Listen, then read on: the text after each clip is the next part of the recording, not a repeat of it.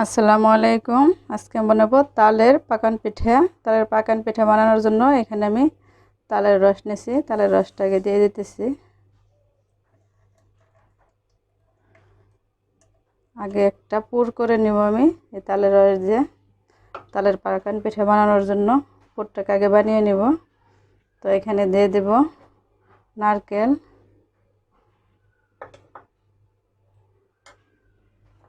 দিয়ে দেব চিনি, এক চিমটি লবণ দিছি এখানে। ভালো করে এখন জাল করে নেব, পুরটা বানিয়ে নেব। একদম কিন্তু শুকনো শুকনো করতে হবে।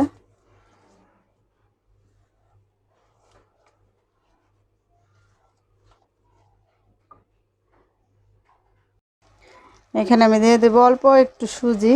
দেখুন একদম অল্প, ছোট চামচের 2 চামচ সুজি।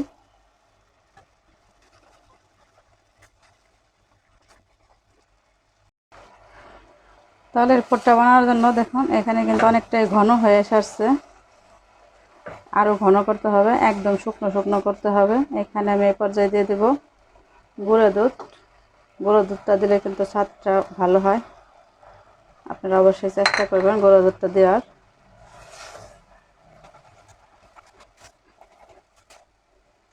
গুঁড়ো দুধটা ভালো করে মিশিয়ে নেওয়া হয়ে গেছে। এখন আমি দিয়ে দেবো 1 চামচের মতো ঘি। ঘিটা দিলে কিন্তু খুব সুন্দর একটা ফ্লেভার আসে, আর খেতেও কিন্তু অসম্ভব মজা হয়। এখন আমি ভালো করে জাল করে পুরটাকে বানিয়ে নেব। তালের পুরটা রেডি হয়ে গেছে। দেখুন প্যানের গা থেকে কিন্তু ছেড়ে আসছে, তার মানে হয়ে গেছে। এখন আমি চুলা থেকে নামিয়ে নেব।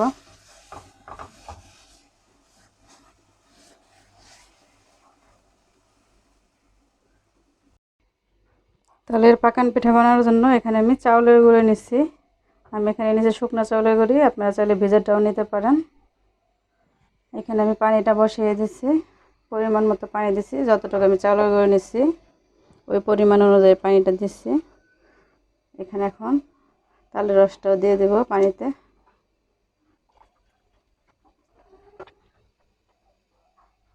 দিয়ে দেব লবণ। পানিটা বলক উঠলে আমি চাউলের গুঁড়োটা দিয়ে দেব।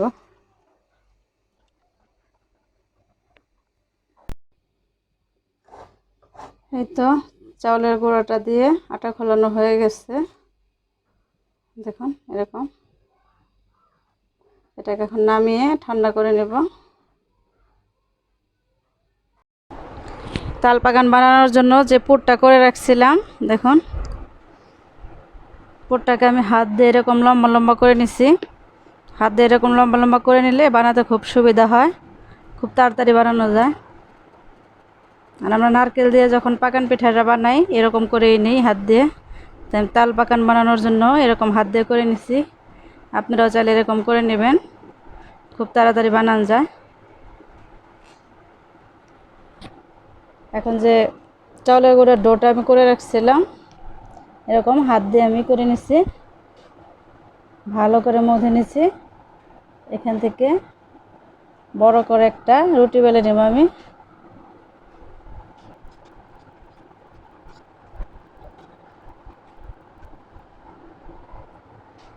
রুটিটা বেলে নেব।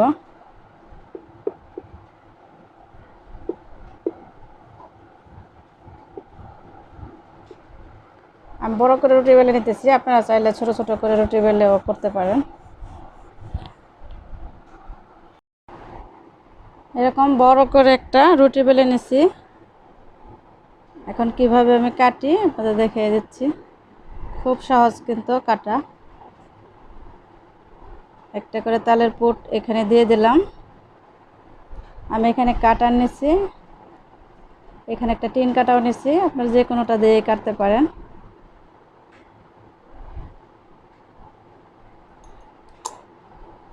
একটা কিন্তু কাটা হয়ে গেল। মুখটা খুলে গেলে সমস্যা নাই, এরকম একটু চাপ দিয়ে দিলেই হবে। এরকম লম্বা লম্বা করেই বানিয়ে নেব। আর পাকান পিঠা আমরা এরকম লম্বা করেই বানাই।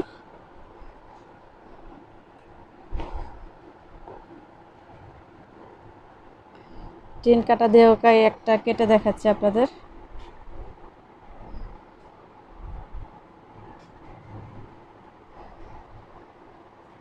টিন কাটা দিয়ে কাটছি।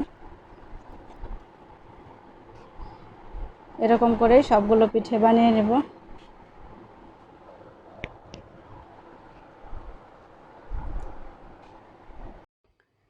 এখানে কিছু তাল পাকান বানিয়ে নেওয়া হয়ে গেছে, এগুলোকে এখন আমি তেলে ভাজবো।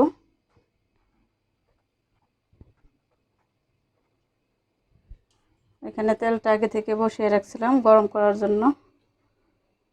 পিঠেগুলো দিয়ে দেব।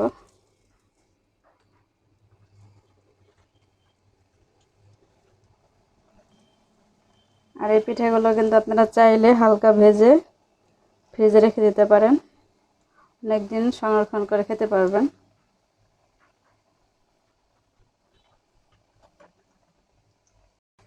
পিঠেগুলোর এক পাশটা এখন উল্টে দেব আমি।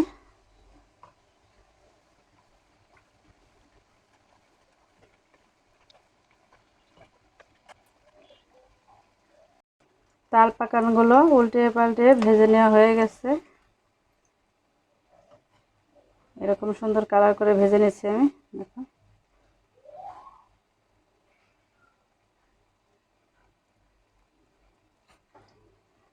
এখন সবগুলো পিঠে উঠিয়ে নেব।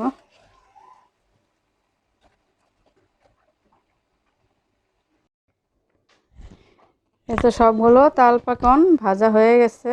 এখন তাল পাকান পিঠা এখন কিন্তু একদম গরম গরম পিঠাটা।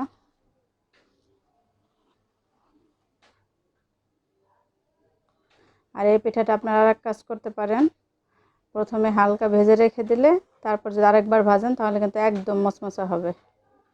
আমারটাও মচমচা হয়েছে এক ভাজাতেও। দেখুন,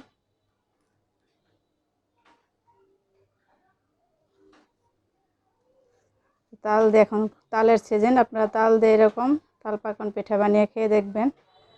আশা করি আপনাদের কাছে অনেক ভালো লাগবে যারা তাল পছন্দ করেন।